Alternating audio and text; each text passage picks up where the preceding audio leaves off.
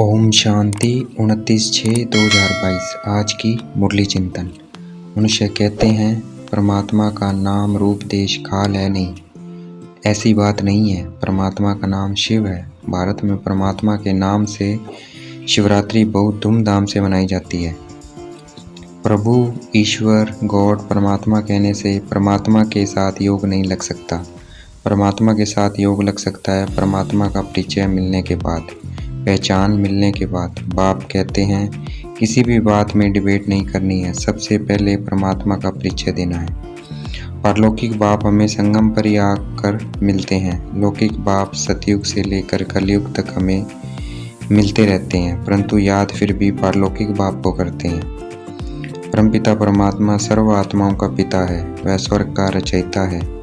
तो बच्चों के पास स्वर्ग की राजाई होनी चाहिए। स्वर्ग की राजाई नई दुनिया में थी, अब पुरानी दुनिया है। नई दुनिया शिव बाबा बनाते हैं, पुरानी दुनिया रावण बनाता है।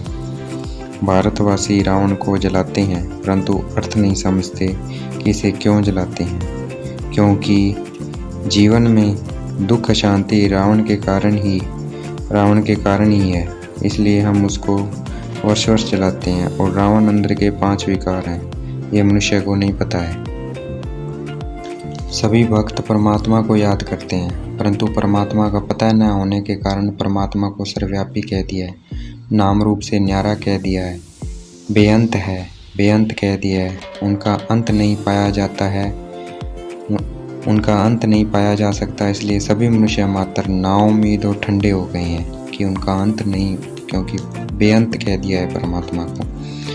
भक्तों को भगवान से फल मिलता है, भगवान यहाँ ही आकर फल देते हैं, क्योंकि सब पतित हैं और वहाँ पतित जा नहीं सकता, इसलिए परमात्मा को यहाँ आना पड़ता है। भगवान से मुक्ति जीवन मुक्ति मिलती है। वह भगवान उनको देते हैं जो मेहनत करते हैं। हमने भी बहुत जब तप किए, तीर्थ आदि किए, परमात्मा को बहुत ढूंढा, परंतु मिला नहीं, क्योंकि परमात्मा अपने समय पर परम धाम से यहाँ आते हैं।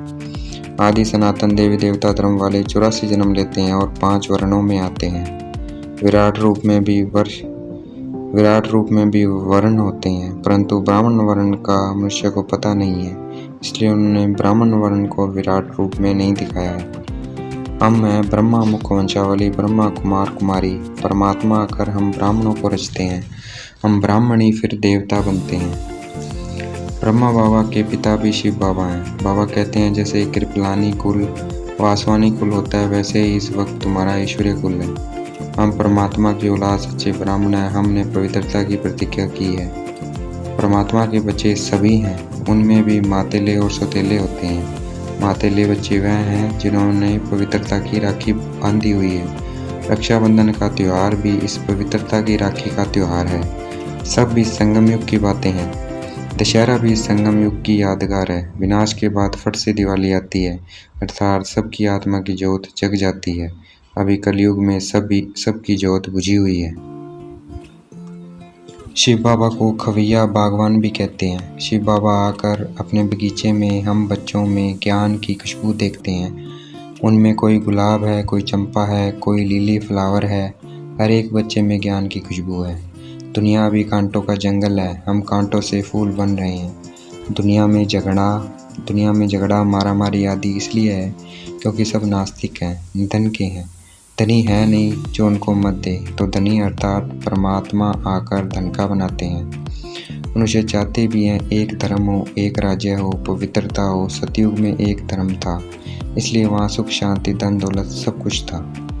ये ज्ञान की बातें एक परमपिता परमात्मा के सिवाय और कोई समझा नहीं सकता।